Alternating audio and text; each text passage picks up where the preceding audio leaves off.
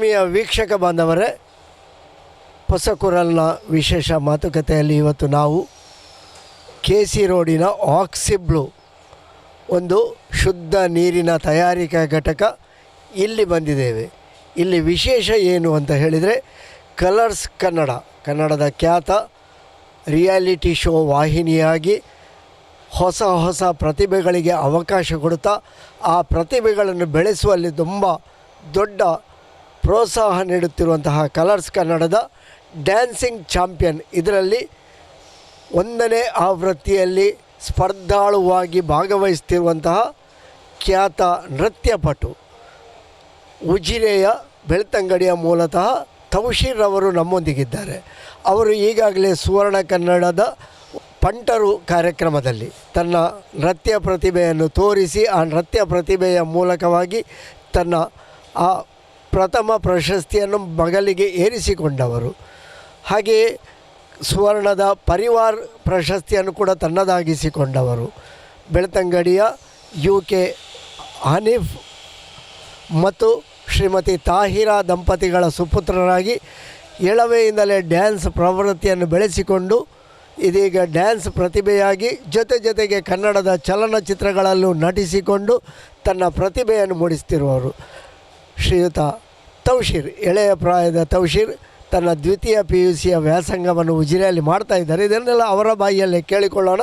ಅವರನ್ನು ಎಲ್ಲ ವೀಕ್ಷಕ ಬಂಧುಗಳ ಪರವಾಗಿ ಸ್ವಾಗತಿಸ್ತಾ ಇದ್ದೇವೆ. ನಮಸ್ಕಾರ ತೌಶೀರ್ ಅವರಿಗೆ. ತೌಶೀರ್ ಅವರು, ಈಗ ಒಂದು ಡ್ಯಾನ್ಸಿಂಗ್ ಪ್ರತಿಭೆಯಾಗಿ ನೀವು ಕಲರ್ಸ್ ಕನ್ನಡದ ಡ್ಯಾನ್ಸಿಂಗ್ ಚಾಂಪಿಯನ್ನಲ್ಲಿ ಭಾಗವಹಿಸ್ತಾ ಇದ್ದೀರಿ. ಇದಕ್ಕೆ ಹೇಗೆ ನಿಮಗೆ ಪ್ರವೇಶ ಸಿಕ್ಕಿತು?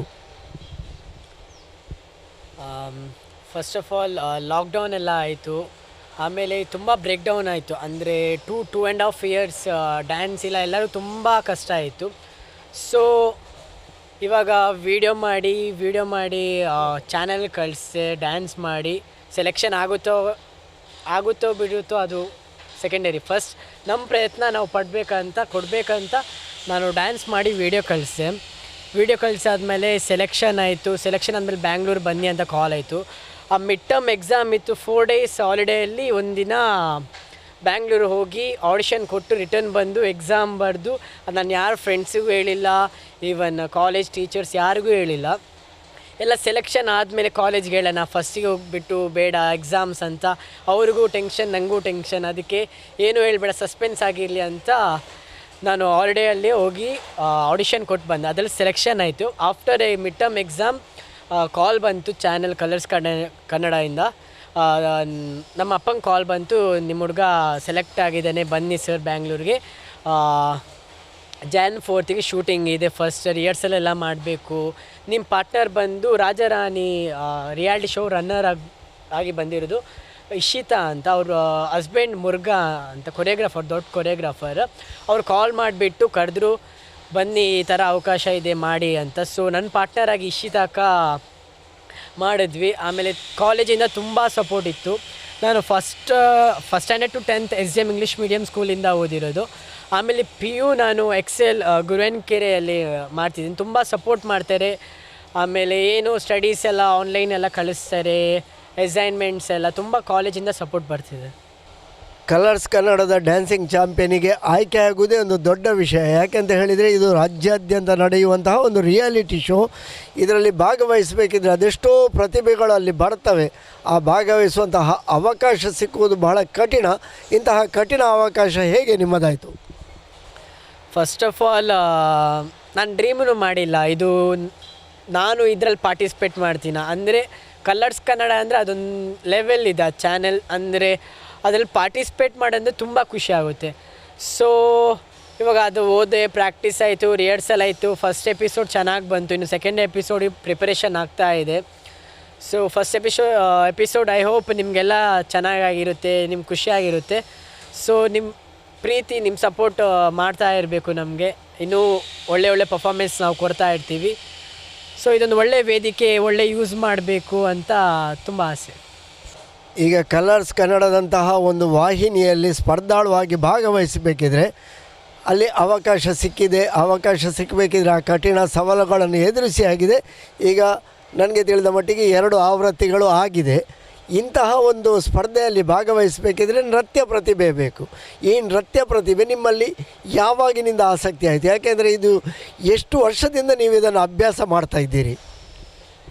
ಚಿಕ್ಕ ವಯಸ್ಸಿನ ಫಸ್ಟ್ ಆಫ್ ಆಲ್ ನಮ್ಮ ಅಮ್ಮಯಿಂದ, ಅಂದರೆ ಮನೆಯಲ್ಲೇ ಇದ್ದೆ, ಅಪ್ಪಗೆ ಹೇಳಿದ್ರು ಸುಮ್ಮನೆ ಮನೆಯಲ್ಲೇ ಇಡ್ತಾನೆ, ಪ್ರಾಕ್ಟೀಸ್ ಏನಾದರೂ ಒಂದು ಕ್ಲಾಸ್, ಡ್ರಾಯಿಂಗ್ ಕ್ಲಾಸ, ಸಿಂಗಿಂಗ್ ಕ್ಲಾಸ್ ಅವ್ರ ಡ್ಯಾನ್ಸಿಂಗ್ ಕ್ಲಾಸ್ ಏನಾದರೂ ಕಳಿಸಿ ಅಂತ. ಸೊ ಡ್ಯಾನ್ಸ್ ಟ್ರೈ ಮಾಡೋಣ ಅಂತ ಡ್ಯಾನ್ಸ್ ಕ್ಲಾಸಿಗೆ ಬಂದುಬಿಟ್ಟು ಏನಾದರೂ ಅಚೀವ್ ಮಾಡಬೇಕು. ಆವಾಗ ಡ್ಯಾನ್ಸ್ ಅಂದರೆ ಸುಮ್ಮನೆ 1 2 3 4 ಅದೇ ಇದ್ದಿದ್ದು. ಆಮೇಲೆ ಹೋಗ್ತಾ ಹೋಗ್ತಾ ಹೋಗ್ತಾ ಹೋಗ್ತಾ ನಾನು 2009 ಡ್ಯಾನ್ಸ್ ಕ್ಲಾಸಸ್ ಹೇಳಿದೆ.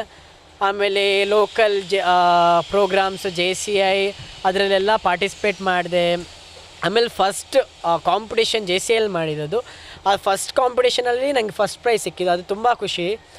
ಅದಾದಮೇಲೆ ಆಫ್ಟರ್ 6 ಇಯರ್ಸ್, ಅದೇ 2013-14 ತನಕ ಲೋಕಲ್ ಆಗಿ ಇಲ್ಲೇ ಅಲ್ಲಿ ಊರಲ್ಲಿ ಇದ್ದ ಫಂಕ್ಷನ್ಸ್ ಅದು ಇದು ತುಂಬ ಕಾಂಪಿಟೇಷನ್ ಮಾಡಿದೆ, ತುಂಬ ಪ್ರಶಸ್ತಿ ಬಂತು. ಆಮೇಲೆ ರಾಷ್ಟ್ರಮಟ್ಟ ಡ್ಯಾನ್ಸ್ ಕಾಂಪಿಟೇಷನ್ ಮಾಡಿದೆ, ಅದರಲ್ಲೂ ಫಸ್ಟ್ ಪ್ರೈಸ್ ಬಂತು.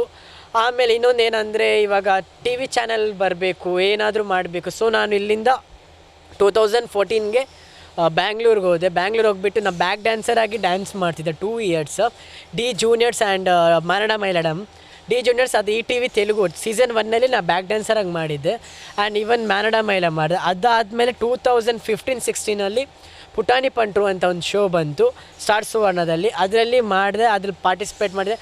ಮೋರ್ ದೆನ್ 10,000 to 15,000 ಪಾರ್ಟಿಸಿಪೇಟ್ ಇದ್ದರು. ಅದರಲ್ಲಿ ಟಾಪ್ 14 ಆಗಿ ನಾನಿದ್ದೆ. ಅದರಲ್ಲಿ ತುಂಬ ಖುಷಿ ಆಯಿತು. ನಮ್ಮ ಊರಿಗೆ ಹೆಸರು ತರಬೇಕು, ನಮ್ಮ ಉಜಿರೆ ಊರಿಗೆ ಹೆಸರು ತರಬೇಕಂತ ತುಂಬ ಆಸೆ ಇತ್ತು. ಅದು ನಾನು ಮಾಡಿದ್ದೀನಿ 2015-16. ಅದಾದಮೇಲೆ ಶೋಸ್ ಆಗ್ತಾ ಬಂತು, ನಡೀತಾ ಬಂತು. ದೆನ್ ಫೈನಲ್ಸ್ ಬಂದೆ. ಫೈನಲ್ಸ್ ಫೈನಲಿಸ್ಟ್ ಆದೆ. ಆಫ್ಟರ್ 6 ಮಂತ್ಸ್ ಆದಮೇಲೆ ಇನ್ನೊಂದು ಕಾಲ್ ಬಂತು, ಡ್ಯಾನ್ಸ್ ಸೀಸನ್ 1 ಸ್ಟಾರ್ಟ್ ಆಗ್ತಿದೆ ಸರ್, ನೀವು ಬನ್ನಿ ಅಂತ. ಸೊ ತುಂಬ ಖುಷಿ ಆಯಿತು. ಆಫ್ಟರ್ 6 ಮಂತ್ಸ್ ಫೈನಲಿಸ್ಟ್ ಬಂದೆ. ನನಗೆ ಏನು ಟಾರ್ಗೆಟ್ ಇದ್ದಿದೆ ಅಂದರೆ, ಈ ಶೋ ಅಲ್ಲಿ ಫೈನಲಿಸ್ಟ್ ಆಗಿದ್ದೀನಿ, ವಿನ್ ಆಗಲಿಲ್ಲ. ಡ್ಯಾನ್ಸಲ್ಲಾದರೂ ಖಂಡಿತ ವಿನ್ ಆಗಬೇಕು, ನಮ್ಮ ಅಪ್ಪ ಅಮ್ಮನ ಹೆಸರು ತರಬೇಕು, ನಮ್ಮ ಫ್ಯಾಮಿಲಿ ಹೆಸರು ತರಬೇಕು, ಊರ ಹೆಸರು ತರಬೇಕು, ಅದೇ ಇದ್ದಿದ್ದು ಮೈಂಡ್ಸೆಟ್ಟಲ್ಲಿ. ಸೊ ಡ್ಯಾನ್ಸಿಗೆ ಹೋದೆ. ಡ್ಯಾನ್ಸ್ ಅಂದರೆ 9 ಮಂತ್ಸ್ ರಿಯಾಲಿಟಿ ಶೋ ಆಗಿರೋದು. ಆ ರಿಯಾಲಿಟಿ ಶೋ ಅಂದರೆ ಒಂದೊಂದು ಲೆವೆಲ್ ಅಂದರೆ ಅದ್ರ ಕಾಂಪಿಟೇಟಿವ್ ಇತ್ತು. ಅಂದರೆ ಒಂದು ಎಪಿಸೋಡ್, ಒಂದು ಟಾಸ್ಕ್ ಇತ್ತು, ಅದು ಕಂಪ್ಲೀಟ್ ಮಾಡಿ ಒಂದು ಡ್ಯಾನ್ಸ್ ಪರ್ಫಾರ್ಮೆನ್ಸ್. ಹಾಗೆ ತುಂಬ ಸ್ಟೇಟ್, ಅಂದರೆ ಆಂಧ್ರ ಆ್ಯಂಡ್ ಡೆಲ್ಲಿ, ತಾಜ್ ಮಹಲ್ ಮುಂದೆ ಡೆಸರ್ಟ್, ರಾಜಸ್ಥಾನ್, ತುಂಬ ಥೈಲ್ಯಾಂಡ್, ಈವನ್ ಸೆಮಿಫೈನಲ್ಸ್ ಆಗಿರೋದು ಥೈಲ್ಯಾಂಡ್ ಬ್ಯಾಂಕಾಕಲ್ಲಿ. ಅದಾದಮೇಲೆ ಈವನ್ ಫೈನಲ್ಸ್ ಬೆಂಗಳೂರಲ್ಲಾಯಿತು. ಆ ಫೈನಲ್ಸಿಗೆ ನನ್ನ ಫೇವ್ರೆಟ್ ಹೀರೋ ದರ್ಶನ್ ಸರ್ ಅವರು ಬಂದಿದ್ದರು. And film actress Ramya ma'am ಬಂದಿದ್ದರು ನಮ್ಮ ಫೈನಲ್ ಪರ್ಫಾರ್ಮೆನ್ಸ್ ನೋಡೋಕ್ಕೆ. ಅದರಲ್ಲಿ ನಂಗೆ ವಿನ್ನರ್ ಆಗಿ ಸಿಕ್ತು. ಅದ್ರಲ್ಲಿ ತುಂಬ ಖುಷಿಯಾಯಿತು. ಹೆಸರು ಮಾಡಬೇಕಾಗಿದ್ದು ತುಂಬ ಆಸೆ ಇತ್ತು, ಅದ್ರಲ್ಲಿ ಮಾಡಿದ್ದೀನಿ, ಪ್ರೂವ್ ಮಾಡಿದ್ದೀನಿ. ಅದೇ ರಿಯಾಲಿಟಿ ಶೋ ವಿನ್ನರ್ ಆಗಿದ್ದಕ್ಕೋಸ್ಕರ ಸ್ಟಾರ್ ಸುವರ್ಣ ಪರಿವಾರ್ ಅವಾರ್ಡ್ ಬೆಸ್ಟ್ ಮೇಲ್ ಕಂಟೆಸ್ಟೆಂಟ್ 2016 ನನಗೆ ಅವಾರ್ಡ್ ಕೊಟ್ಟರು. ಸ್ಟಾರ್ ಸುವರ್ಣ ಪರಿವಾರ್ ಅವಾರ್ಡ್ ದೊಡ್ಡ ಅವಾರ್ಡ್ ಅದು ನನ್ನ ಲೈಫಲ್ಲಿ. ಆ್ಯಂಡ್ ಇವಾಗ ಅದೇ ಪರ್ಫಾರ್ಮೆನ್ಸ್ ಎಲ್ಲ ಆಯಿತು, ವಿನ್ ಅದೆಲ್ಲ ಆಗಿಬಿಟ್ಟು 2017 ಆಯಿತು. ಆಮೇಲೆ ಊರಲ್ಲಿ ಫಂಕ್ಷನ್ಸ್ ಎಲ್ಲ ತುಂಬ ನಡೀತು. ಆಮೇಲೆ ಆಫ್ಟರ್ 9th 10th ಬರಬೇಕಾದ್ರೆ ಸೀರಿಯಸ್ ಆದೆ. ಎಜುಕೇಷನ್ ಮೇಲೆ ಫೋಕಸ್ ಮಾಡೋಣ, ಆಮೇಲೆ ಟ್ರೈ ಮಾಡೋಣ ಅಂತ. ಅದಾದಮೇಲೆ 4 to 5 years ಗ್ಯಾಪ್ ನಂತರ ವಾಪಸ್ ಡ್ಯಾನ್ಸಿಂಗ್ ಚಾಂಪಿಯನ್ಸ್ ಬಂದಿದ್ದೀನಿ ಇವಾಗ. ಇಂತಹ ಒಂದು ನೃತ್ಯ ಆಸಕ್ತಿಯನ್ನು ಬೆಳೆಸಿಕೊಳ್ಬೇಕಿದ್ರೆ ಮನೆಯಲ್ಲಿ ಕೂಡ ಒಂದು ಪೂರಕ ವಾತಾವರಣ ಬೇಕು. ಮನೆಯಲ್ಲಿ ಪೂರಕ ವಾತಾವರಣ ಹೇಗೆ ಅಂತ ಹೇಳಿದರೆ, ತಂದೆ ತಾಯಿಗಳಿಗೆ ನೃತ್ಯದ ಮೇಲೆಯೋ ಯಾವುದರ ಮೇಲೋ ಆಸಕ್ತಿ ಬೇಕು, ಆ ಕಲೀಲಿಕ್ಕೆ ಪ್ರೋತ್ಸಾಹ ಬೇಕು, ಕಲಿಯುವಂತಹ ಅವಕಾಶಗಳು ಬೇಕು. ಇದೆಲ್ಲ ಹೇಗಿತ್ತು ಮತ್ತು ಯಾವ ಮುಖಾಂತರ ನೀವು ಈ ಡ್ಯಾನ್ಸನ್ನು ಕಲೀಲಿಕ್ಕೆ ಆರಂಭಿಸಿದ್ರಿ? ಅದೇ ಹೇಳ್ದಂಗೆ ಫಸ್ಟ್ ಅದೇ ಇಂಟ್ರೆಸ್ಟ್ ಇದ್ದಿಲ್ಲ. ಫಸ್ಟ್ ಸೀರಿಯಸ್ ಆಗಿ ಡ್ಯಾನ್ಸಲ್ಲಿ ಇಂಟ್ರೆಸ್ಟ್ ಇರಲಿಲ್ಲ. ಹೋಗ್ತಾ ಹೋಗ್ತಾ ಇಂಟ್ರೆಸ್ಟ್ ಬಂತು.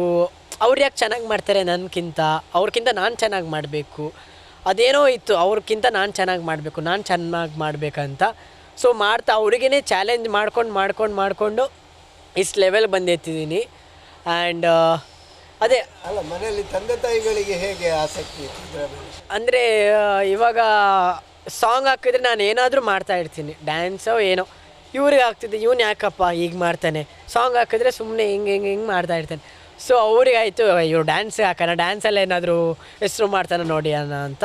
ಸೊ ಅವರಲ್ಲೂ ಬಿಲೀವ್ ಇರಲಿಲ್ಲ, ನನ್ನಲ್ಲೂ ಬಿಲೀವ್ ನನ್ನ ಮೇಲೆ ನಂಗಿದ್ದಿಲ್ಲ. ಆಫ್ಟರ್ 2-3 ಇಯರ್ಸ್ ಆದಮೇಲೆ ಡ್ಯಾನ್ಸಲ್ಲಿ ಚೂರು ಅಂದರೆ ಎಲ್ಲ ಊರಿದ ಕೊರಿಯೋಗ್ರಾಫರ್ಸ್ ಎಲ್ಲ ಹುಡುಗ ಚೆನ್ನಾಗಿ ಮಾಡ್ತಾನೆ, ಪ್ರಾಕ್ಟೀಸ್ ಬಿಡೋದು ಬೇಡ, ಡ್ಯಾನ್ಸ್ ಚೆನ್ನಾಗಿ ಮಾಡ್ತಾನೆ ಅಂತ ಹಾಗೆ ಅವ್ರು ಸಪೋರ್ಟ್ ಮಾಡಿ ಪುಷ್ ಮಾಡು ನಿಮ್ಮ ಪ್ರೀತಿಯಿಂದ ಇಲ್ಲಿ ತನಕ ನಾನು ಬಂದಿದ್ದೀನಿ. ನಾನು ಫಸ್ಟ್ ಅಂದರೆ ಬೀಟ್ ಬೌನ್ಸರ್ಸ್ ಅಂತ ಡ್ಯಾನ್ಸ್ ಅಕಾಡೆಮಿ ಇತ್ತು, ಪ್ರವೀಣ್ ಅಲಾಪೆ ಅಂತ. ಅವ್ರು ಇವಾಗ ದುಬೈಯಲ್ಲಿದ್ದಾರೆ. ಸೊ ನಾನು ಚಿಕ್ಕ ವಯಸ್ಸಿಂದ ಅಲ್ಲಿ ಪ್ರಾಕ್ಟೀಸ್ ಮಾಡ್ತಿದ್ದೆ. ಚಿಕ್ಕ ವಯಸ್ಸಿನ ತುಂಬ ವರ್ಷ, ಒಂದು 5 to 6 ಇಯರ್ಸ್ ಬೀಟ್ ಬೌನ್ಸರ್ಸಲ್ಲಿ ಪ್ರಾಕ್ಟೀಸ್ ಮಾಡ್ತಿದ್ದೆ ಉಜಿರೆಯಲ್ಲಿ, ಬೆಳ್ತಂಗಡಿಯಲ್ಲಿ. 6 ಇಯರ್ಸ್ ಆದಮೇಲೆ ಬ್ಯಾಂಗ್ಳೂರು ಹೋದೆ. ರಿಫ್ಲೆಕ್ಷನ್ ಅಂತ ಭೂಷಣ್ ಅಂತ ನಮ್ಮ ಕೊರಿಯೋಗ್ರಾಫರ್, ಆಮೇಲೆ ಸುದರ್ಶನ್ ಸರ್ ಅಂತ. ಅದಾದಮೇಲೆ ಡ್ಯಾನ್ಸ್ ಸೆನ್ಸಲ್ಲಿ ವರ್ಧಾ ಮಾಸ್ಟರ್ ನನಗೆ ಕೊರಿಯೋಗ್ರಾಫರ್ ಅದು ಸಿಕ್ತು. ಈಗ ಪ್ರಸ್ತುತ ಎಲ್ಲಿ ಕಲಿತೀರಿ? ಇವಾಗ ನಾನು ಬ್ಯಾಂಗ್ಳೂರಲ್ಲಿ ಡ್ಯಾನ್ಸ್ ಸ್ಟುಡಿಯೋಲ್ಲಿದ್ದೀನಿ. ಇವಾಗ ಅಲ್ಲಿ ಸುಚಿನ್ ಅಂತ ಕೊರಿಯೋಗ್ರಾಫರ್, ಸುಚಿನ್ ಮಾಸ್ಟರ್ ಅಂತ ನನ್ನ ಕೊರಿಯೋಗ್ರಾಫರ್. ನನ್ನ ಪಾರ್ಟ್ನರ್ ಬಂದು ಇಶಿತಾ ಅಂತ. ಈಗ ಓದು ಮತ್ತು ಡ್ಯಾನ್ಸ್ ಎರಡು ಜೊತೆಯಾಗಿ ಸಾಗ್ತಾ ಇದೆ. ಈಗ ದ್ವಿತೀಯ PUCಯಲ್ಲಿ ನೀವು ವಿಜಿರೆಯಲ್ಲಿ ಕಲಿತಾ ಇದ್ದೀರಿ.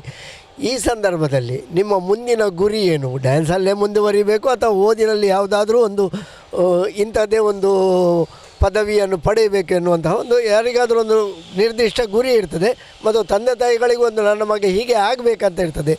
ಏನು ನಿಮ್ಮ ಆಕಾಂಕ್ಷೆ? ಫಸ್ಟ್ ಆಫ್ ಆಲ್ ಹೇಳ್ಬೇಕು, ನಮ್ಮ ಅಪ್ಪ ಅಮ್ಮನಿಗೆ ಏನಿಲ್ಲ, ನೀನು ನಿನ್ನ ಲೈಫ್ ನಿನ್ನ ಕೈಯಲ್ಲಿದೆ, ನೀನು ನೋಡ್ಕೋಬೇಕು, ನಾವೆಷ್ಟು ಸಪೋರ್ಟ್ ಮಾಡ್ತೀವಿ, ನೀನೇ ಡಿಸೈಡ್ ಮಾಡು. ಎಜುಕೇಷನ್ ಸೀದಾ. ಅದಕ್ಕೆ ನಾನೇನು ಮಾಡಿದೆ ಅಂದರೆ ಎಜುಕೇಷನ್ ಫಸ್ಟ್ ಆಫ್ ಆಲ್ ಬೇರೆಲ್ಲ ಪಕ್ಕದಿಟ್ಟರೆ ಎಜುಕೇಷನ್ ಇಸ್ ಮೈನ್. ಎಜುಕೇಷನ್ ಆದಮೇಲೆ ಬೇರೆಲ್ಲ ನೋಡಬೇಕು. ಸೊ ಎಜುಕೇಷನಲ್ಲಿ ಕಾಲೇಜಲ್ಲಿ ತುಂಬ ಸಪೋರ್ಟ್ ಮಾಡ್ತಿದ್ದಾರೆ. ಪಿನ್ ಟು ಪಿನ್ ಯಾವ ಸಬ್ಜೆಕ್ಟ್ ಆಗಿದೆ, ಯಾವುದು ಕೋರ್ಸ್ ಆಗ್ತಿದೆ ಎಲ್ಲ ಕಳಿಸಿ. ನಂದು ಕಾಲೇಜ್ ಚೇರ್ಮನ್ ಸುಮನ್ ಜೈನ್ ಅಂತ, ಅವ್ರು ತುಂಬ ಸಪೋರ್ಟ್ ಮಾಡಿದ್ದಾರೆ ನನಗೆ. ಸೊ ಅವರು ಅದಕ್ಕೆ ಕಾಲ್ ಮಾಡಿ ಇವತ್ತು ಇಷ್ಟು ಸಿಲೆಬಸ್ ಆಯಿತು, ಇಷ್ಟು ಕವರ್ ಮಾಡು, ಇಂಪಾರ್ಟೆಂಟ್ ಕ್ವಶನ್ಸ್ ಎಲ್ಲ ಕಳಿಸ್ತಾ ಇರ್ತಾರೆ. ಅದಾದಮೇಲೆ ಇದೊಂದು ಸೈಡಲ್ಲಿ ಡ್ಯಾನ್ಸಲ್ಲಿ ಹೆಸರು ಮಾಡಬೇಕಂತ ಒಂದು ಆಸೆ ಇದು ಇರುತ್ತೆ. ಅದು ಎರಡೂ ಸಹ ಬೇಕು, ಎರಡೂ ಒಟ್ಟಿಗೆ ಸಹ ಬೇಕಂತ ಇದೆ. ಹಾಗಿದ್ರೆ ಈಗ PUC ಆದ ನಂತರ ಮುಂದೆ ಏನು ಕಲಿಬೇಕಂತ ಇದ್ದೀರಿ ಆಸಕ್ತಿ? ಅದೇ PU ಆದಮೇಲೆ 8 to 9 months ಹಾಲಿಡೇ ಇರುತ್ತೆ. ಆದರೆ ಯಾವುದು ಚೂಸ್ ಮಾಡೋದು, ಇಂಜಿನಿಯರಿಂಗ್ ಯಾವ ಕಾಲೇಜ್ ಚೂಸ್ ಮಾಡೋದು ಅಂತ. ಸೊ ಆ ಪೀರಿಯಡ್ ಆಫ್ ಟೈಮಲ್ಲಿ ಅಚೀವ್ ಮಾಡಬೇಕು.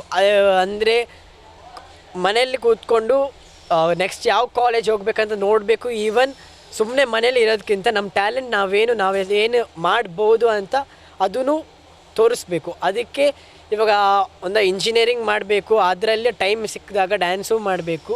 ಸೊ ಎರಡು ಬ್ಯಾಲೆನ್ಸ್ ಮಾಡಿಕೊಂಡು ಮಾಡೋಣ ಅಂತ ಇದ್ದೀನಿ. ಕಲಿಯಬೇಕು, ಜೊತೆಗೆ ಡ್ಯಾನ್ಸಲ್ಲೂ ಹೆಸರು ಮಾಡಬೇಕು. ಬಹಳ ಕಠಿಣ ಪರಿಶ್ರಮದ ಸವಾಲು ಇದು. ಈ ಸವಾಲನ್ನು ನಿಭಾಯಿಸುವಲ್ಲಿ ನಿಮಗೆ ಈ ರೀತಿಯಂತಹ ವಾತಾವರಣದಲ್ಲಿ ಈಗ ಕಲರ್ಸ್ ಕನ್ನಡದಲ್ಲಿ ನಿಮಗೆ ಹೇಗೆ ಒಂದು ಪ್ರೋತ್ಸಾಹ ಸಿಗ್ತಾ ಇದೆ? ತುಂಬ ಖುಷಿ ಆಗ್ತಿದೆ. ಅಂದರೆ first of all after 4 to 5 years ವಾಪಸ್ ನಾನು ಬರ್ತಾ ಇದ್ದೀನಿ, ಟಿ ವಿ ಮುಂದೆ ಬರ್ತಾಯಿದ್ದೆ. ಅಂದರೆ 5 to 6 years ಬ್ಯಾಕ್ ಸ್ಟಾರ್ ಸುವರ್ಣದಲ್ಲಿದೆ. ಆಫ್ಟರ್ 6 yearsಯಿಂದ ನಾನು ಟಿ ವಿ ಬರ್ತಾ ಇದ್ದೀನಿ. ಸೊ ಎಲ್ಲರೂ ಸಹ ತುಂಬ ಖುಷಿಯಲ್ಲಿದ್ದಾರೆ. ಫ್ಯಾಮಿಲಿ ಫ್ರೆಂಡ್ಸ್ ಎಲ್ಲ ಸಪೋರ್ಟ್ ಮಾಡ್ತಿದ್ದಾರೆ, ನೀನು ಮಾಡಬೇಕು, ಆಫ್ಟರ್ ಲಾಂಗ್ ಟೈಮ್ ನೀನು ಹೋಗ್ತಿದ್ಯಾ ಅಂತ. ಸೊ ತುಂಬ ಖುಷಿ ಆಗ್ತಿದೆ. ಆಮೇಲೆ ತುಂಬ ಚಾನಲಿಂದ ಸಪೋರ್ಟ್ ಮಾಡ್ತಾರೆ. Param sir and Prabha ma'am, Elton sir, Murugha sir and Deepak sir ಅವ್ರು ತುಂಬ ಸಪೋರ್ಟ್ ಮಾಡ್ತಿದ್ದಾರೆ. ಆ್ಯಂಡ್ ಅವರಿಂದ ಫಸ್ಟ್ ಆಫ್ ಆಲ್ ಹೇಳ್ಬೇಕಂದ್ರೆ ಅವರಿಂದನೇ ನಾನು ಇಲ್ಲಿ ತನಕ ಬಂದಿರೋದು. ಆ್ಯಂಡ್ ಒಂದೊಂದು ಎಪಿಸೋಡ್ಗೆ ಒಂದೊಂದು ನನ್ನ ಮಿಸ್ಟೇಕ್ಸ್ ಏನು, ನಾನು ಈ ಥರ ಮಾಡಿದರೆ ಈ ಥರ ಹಿಂಗೆ ಕಾಣಿಸ್ಬೋದು, ಜನರಿಗೆ ಹಿಂಗೆ ತೋರಿಸ್ಬೇಕು ನಿನ್ನ ಪರ್ಫಾರ್ಮೆನ್ಸ್ ನೀನು ಹೇಗಿದ್ಯಾ ಅಂತ ಅವ್ರು ನನ್ನ ಮಿಸ್ಟೇಕ್ಸ್ ಎಲ್ಲ ಹೇಳ್ಬಿಟ್ಟು ನಾನು ಅದು ಕ್ಲಿಯರ್ ಮಾಡ್ತಾಯಿದ್ದೀನಿ. ಆ್ಯಂಡ್ ಸ್ಟೇಜಲ್ಲಿ Vijay Raghavendra sir and Mayuri ma'am judge ಆಗಿದ್ದಾರೆ. ಈವನ್ ಮೇಘನರಾಜ್ ಮ್ಯಾಮ್ ಇದ್ದಾರೆ. ಏನು ಹೇಳ್ಬೇಕಂದ್ರೆ ಮೇಘನರಾಜ್ ಮ್ಯಾಮ್ ಜೊತೆ ನಾನೊಂದು ಮೂವಿ ಮಾಡಿದ್ದೀನಿ, ಅಲ್ಲಮ ಪ್ರಭು ಅಂತ. TS ನಾಗಬಣ್ಣ ಸರ್ ಡೈರೆಕ್ಟ್ ಮಾಡಿರೋದು. ಬಾಲ ಅಲ್ಲಮ್ಮನಾಗಿ ನಾನು ಆ್ಯಕ್ಟ್ ಮಾಡಿದ್ದೀನಿ.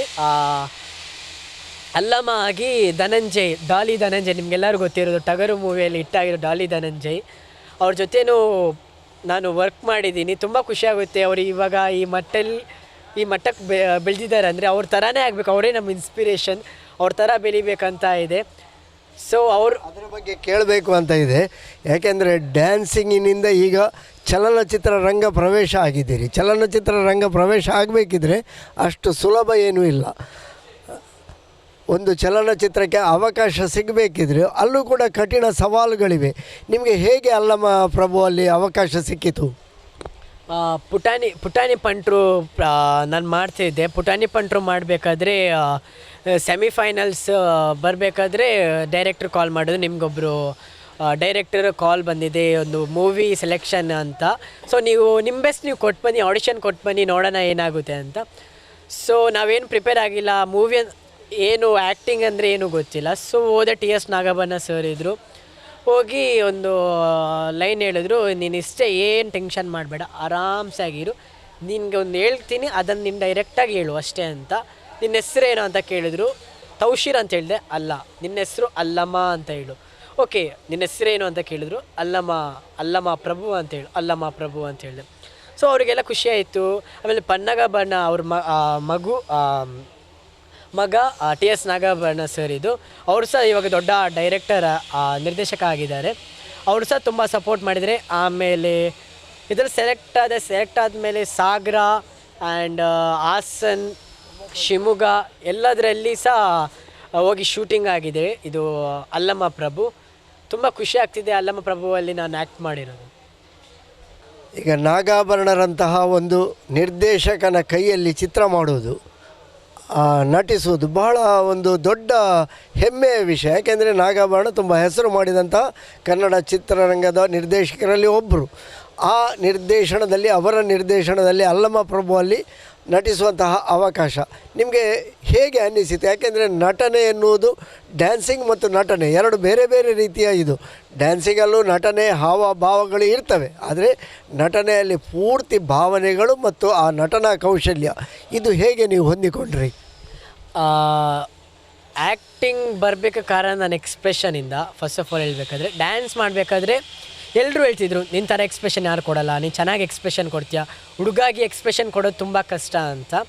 ಸೊ ನಾನು ನನ್ನ ಪರ್ಫಾರ್ಮೆನ್ಸಲ್ಲಿ ನನ್ನ ಆಡಿಯನ್ಸನ್ನು ನನ್ನ ಫೇಸಲ್ಲೇ ಅಟ್ರ್ಯಾಕ್ಟ್ ಮಾಡ್ತಿದ್ದೆ. ಯಾವ ಸ್ಟೆಪ್ಸ್ ಇರಲಿ ಅವರನ್ನು ಅಟ್ರ್ಯಾಕ್ಟ್ ಮಾಡೋದು ನನ್ನ ಕ್ವಾಲಿಟಿ ಆಗಿ, ನನ್ನ ಟ್ಯಾಲೆಂಟ್ ಆಗಿತ್ತು.